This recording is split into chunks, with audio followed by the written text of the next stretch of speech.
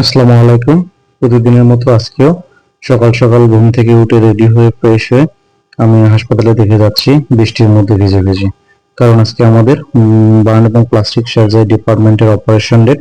আমাদের মনে আপনাদের বলে রাখতে চাই যে প্রতি সপ্তাহের রবি এবং মঙ্গলবার বার্ন এবং প্লাস্টিক সার্জারি ডিপার্টমেন্টের অপারেশন ডেট।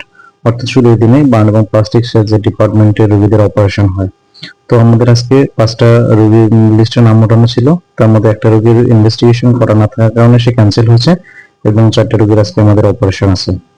তো ৪টা রোগীর মধ্যে দেখা যায় যে বার্ন এবং প্লাস্টিক সার্জারি যেটা একটা সূক্ষ্ম সার্জারি এবং এখানে একটা রোগীর অপারেশন করতে প্রায় ভালোই সময় লাগে।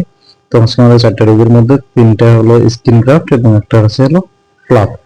ফ্লাপ আপনারা হয়তো জানেন, যখন শুধু চামড়াটা তো উঠে যায় তখন আমরা সেখানে স্কিন বসে, এবং যখন সেখানকার মাসল সহ কোনো কারণে নষ্ট হয়ে যায় তখন সেখানে ফ্লাপ বসাতে হয়, অন্য জাতের মাংস নিয়ে এসে এখানে লাগাইতে হয়।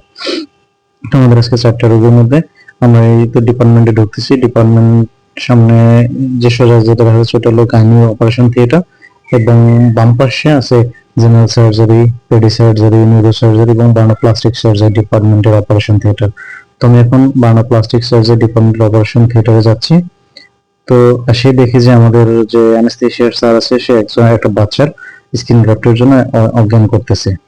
তো দেখুন আমাদের এখানে ৫টা রোগীর আজকে অপারেশন ছিল।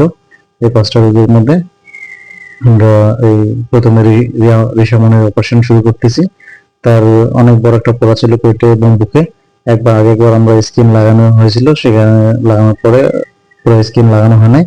তার এখনো বুকের ডান পাশে একটা ঘা আছে, সেখানে আমরা আজকে আবার স্কিন লাগাই দিলাম। তো এই স্কিন লাগাতে ৪টা অপারেশন শেষ করতে করতে আমাদের প্রায় ২টা ২৫ বেজে গেছে সকাল ৯টার থেকে।